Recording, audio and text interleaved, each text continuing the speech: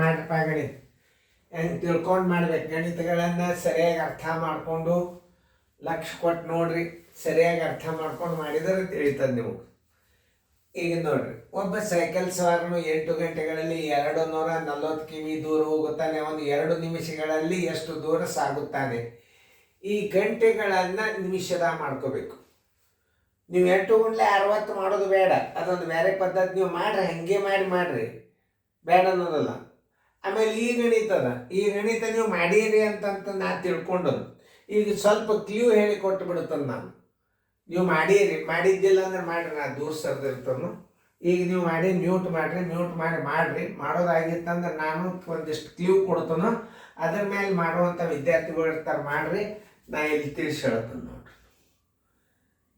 ಎಲ್ಲರೂ ಗಣಿತ ಕಡೆ ನೋಡ್ರಿ, ಇದಂತೂ ಗುರ್ತಾಗ್ತದೆ.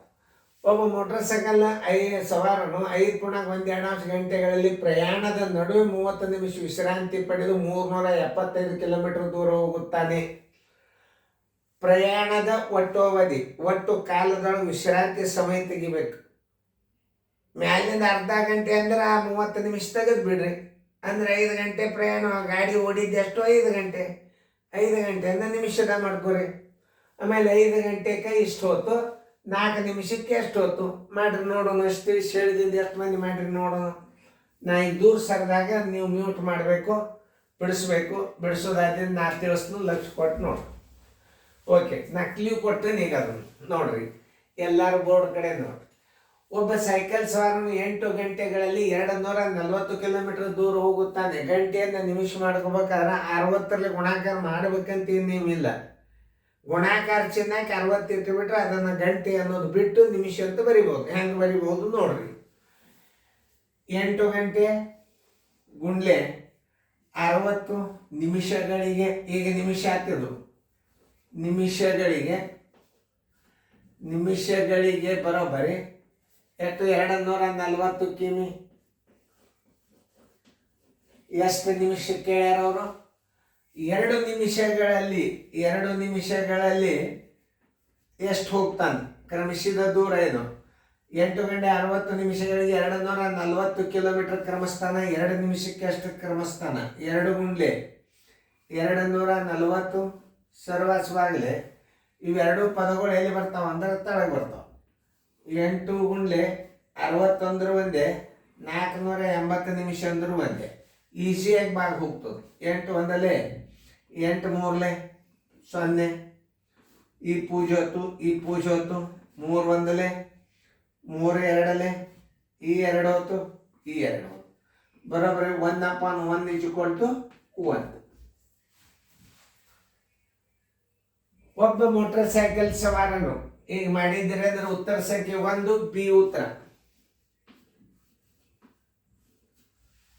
ಎಷ್ಟು ಸರಳ ಇರ್ತಾವ ಲೆಕ್ಕಗಳು.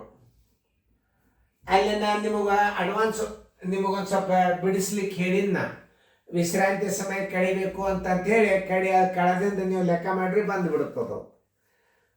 ಓಕೆ ನೋಡ್ರಿ, ಒಬ್ಬ ಮೋಟರ್ ಸೈಕಲ್ ಸವಾರನು 5.1 ಗಂಟೆಗಳಲ್ಲಿ ಪ್ರಯಾಣದ ನಡುವೆ 30 ನಿಮಿಷ ವಿಶ್ರಾಂತಿ ಪಡೆಯುತ್ತಾನೆ. ಪ್ರಯಾಣದ ನಡಬರ್ಕೆ, ಪ್ರಯಾಣ ಮುಗಿದಿಂದ ಅಲ್ಲ. ಅದಕ್ಕೆ ಬರೆದನ್ನ ಪ್ರಶ್ನೆಯನ್ನು ಹುಡುಗರು ಭಾಳ ವಿಚಾರ ಮಾಡ್ತಕ್ಕಂಥ ತಲೆ ಇರ್ತದೆ ಹುಡುಗರಲ್ಲಿ. ಪ್ರಯಾಣದ ನಡುವೆ ಮಧ್ಯಾಂತರದಾಗೆ ದಾರ್ಯಾಗ ಒಂದು ಅರ್ಧ ತಾಸು ಊಟ ನಾಷ್ಟ ಮಾಡ್ಯಾನ. ಅದು ಗಾಡಿ ಓಡಂಗಿಲ್ಲ ಆ ಟೈಮ್ದಾಗ. ಅದಕ್ಕೆ ಆ ವಿಶ್ರಾಂತಿ ಸಮಯವನ್ನು ಕಳಿಬೇಕು ನೀವು. ವಿಶ್ರಾಂತಿ ಸಮಯವನ್ನು ಕಳೆಯುವಂಥ ಶಕ್ತಿ ವಿದ್ಯಾರ್ಥಿಗೆ ಅದನ್ನು ಇಲ್ಲೋ ಚೆಕ್ ಮಾಡೋದೇ ಮೆಂಟಲ್ ಎಬಿಲಿಟಿ. ಇಂಥ ಗಣಿತಗಳನ್ನು ನೀವು ಹೈಸ್ಕೂಲ್ ಟೀಚರ್ ಪರೀಕ್ಷೆಗೆ ಬಿದ್ದಾವ, ಬ್ಯಾಂಕಿನ ಪರೀಕ್ಷೆಗೆ ಬಿದ್ದಾವ. ಮೊನ್ನೆ ಒಂದು ಕ್ವಶನ್ ಪೇಪರ್ ಬಂದಿತ್ತು. ಇಂಥವೆಲ್ಲ ಗಣಿತಗಳೆಲ್ಲ ನೀವು ನಾಳೆ ಬ್ಯಾಂಕಿನ ಆಫೀಸರ್ ಆಗ್ತಾರೆ, Sainik school engineer, doctor, IAS ಅಧಿಕಾರಿಗಳೆಲ್ಲ ನವೋದಯ ಹುಡುಗರೇ ಹೆಚ್ಚು, ಸೈನಿಕ್ ಸ್ಕೂಲ್ ಹುಡುಗರು.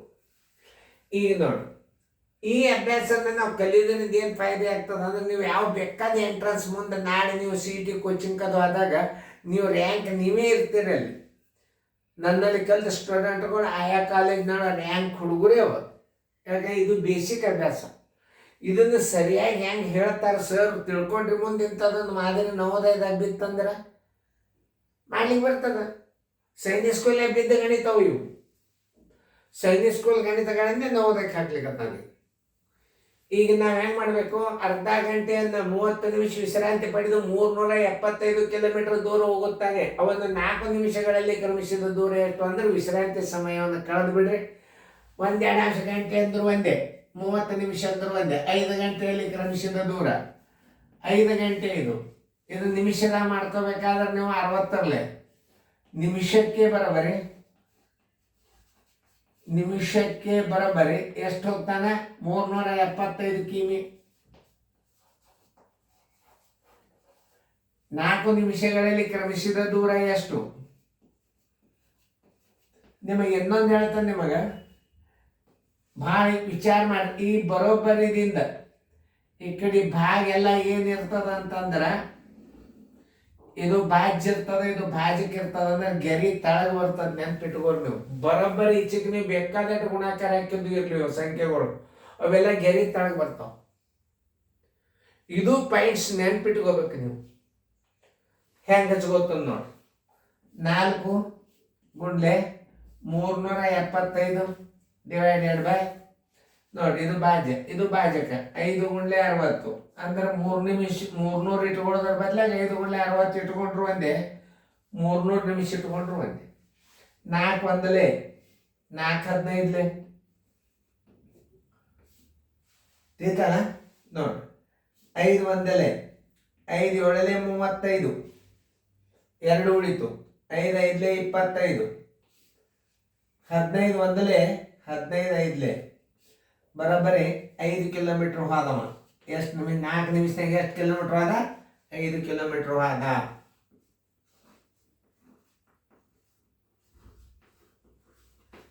ಐದು ಕಿಲೋಮೀಟರ್. ಉತ್ತರ ಸಂಖ್ಯೆ ಬಿ. ಇನ್ನೊಂದು, ಕೋಚಿಂಗ್ನಲ್ಲಿ ವಿದ್ಯಾರ್ಥಿಗಳು ಟ್ಯಾಬ್ಸ್ ಕೊಟ್ಟು ಬಿಟ್ರೆ ನೀವು ಎಲ್ಲರೂ ಏಕಕಾಲಕ್ಕೆ ನನ್ನ ಕನೆಕ್ಷನ್ದಿಂದ ನಿಮ್ಮೆಲ್ಲ ಹುಡುಗರು ಸ್ಟೂಡೆಂಟ್ ಎಲ್ಲ ಹುಡುಗರು ಲ್ಯಾಪ್ಟಾಪ್ದಾಗ ಮುಂದೆ ಆಮೇಲೆ ಟ್ಯಾಬ್ದೊಳಗೆ ಮೊಬೈಲ್ದಾಗ ಹೋಮ್ವರ್ಕ್ ಮಾಡ್ಬೋದು. ನಾ ಹಾಕಿದ್ದು ಹೋಮ್ವರ್ಕ್ ಮಾಡ್ಬೋದು ನೀವು. ಇದೆಲ್ಲ ಇಲೆಕ್ಟ್ರಾನಿಕ್ ಯುಗ.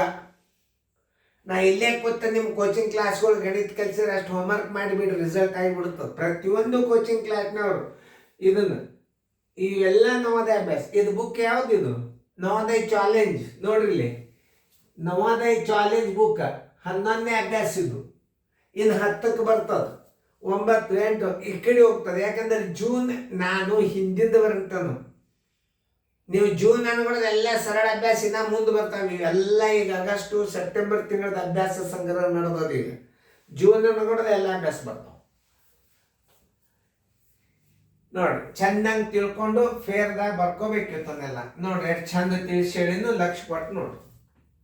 1/1 ಅಂದ್ರೆ ಇದು ಪೂರ್ಣ ಸಂಖ್ಯೆ ಅದ ಅಂತ ತಿಳ್ಕೊಬೇಕು. 1 ಕಿಮಿ. ಉತ್ತರ ಸಂಖ್ಯೆ ಬಿ. ಚೆನ್ನಾಗಿ ಫೇರ್ಲ ಬರ್ಕೊಡ್ರಿ.